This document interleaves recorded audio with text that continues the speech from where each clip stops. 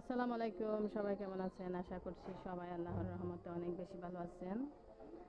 এই তো বাবার বাড়িতে আসছি, কিন্তু আম্মু আব্বু ভাইয়ের বউ কিন্তু ভাত ছাড়া যাইতে দিচ্ছে না। এই জন্য মানে থেকে গেছি আর কি, ভাত খাবার পরে চলে যাব। যাই হোক, বাবার বাড়িতে আসলে আসলে এরকমই হয় মনে হয়। 1 ঘন্টার জন্য আসি, থাকা হয় 2 ঘন্টা। যাই হোক, কি কি আয়োজন করছে দেখাই আপনাদের। তাও আবার এই যে মাটির চুলায় রান্না করছে অনেক কষ্ট করে আম্মু। এদিকে ভাইয়ের বউ কিন্তু সব কিছু রেডি করতেছে। কি কি রান্না করছে দেখেন। এটা হচ্ছে তিতকরালা ভাজি, ভাত তো রাইস কুকারে আছে। এদিকে রান্না করছে একটা মাছ কাঁচামরিচ বাটা দিয়ে। এদিকে রান্না করলো গরুর মাংস, একটু কালারটা অনেক বেশি সুন্দর আসছে।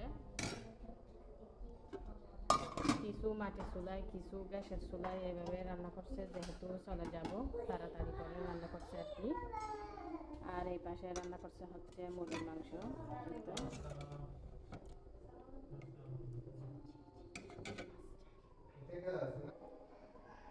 ভাইয়ের বউ সব কিছু রেডি করে একেবারে টেবিলে দিয়ে দিচ্ছে আমাদের। এই তো দেখাই, ওখানে কিন্তু আরও কিছু আছে, মানে ও বেড়ে দিচ্ছে, আমি একটা একটা টেবিলে নিয়ে আসতেছি। গরুর মাংস, মুরগি, তারপরে মাছ ফ্রাই, সালাদ, ওদিকে আর একটা মাছ, সব কিছু রেডি করে দিলে তারপরে খেয়ে চলে যাব আর কি। বাবার বাড়িতে আসলে আসলে খাবার ছাড়া একদমই যাইতে দেয় না, যতক্ষণে আসি না কেন। যাই হোক, তারপরে আসছি বিকালে। বিকালে বলতে বিকেলে আসছি, তাও আবার খাবার ছাড়া যাইতে দিচ্ছে না।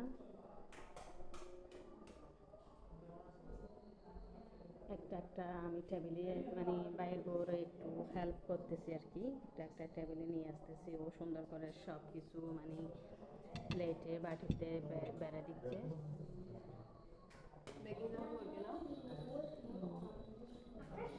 তো কে কে বাবার বাড়িতে গেছেন ঈদের সময় অবশ্যই কমেন্টস করবেন। আমার তো আসা হয়, তাও ঈদের সময় স্পেশালভাবে আসছি আর কি, যেহেতু আম্মু আব্বু আসছে। তাও সালাম করতে ঈদের পরের দিন চলে আসছি। এদিকে ডিম সিলা হচ্ছে এখনো। তো রাত কিন্তু অনেক হয়ে গেছে। সবাই ভালো থাকবেন, সুস্থ থাকবেন। দেখছেন রাতের পরিবেশ একদম অন্ধকার।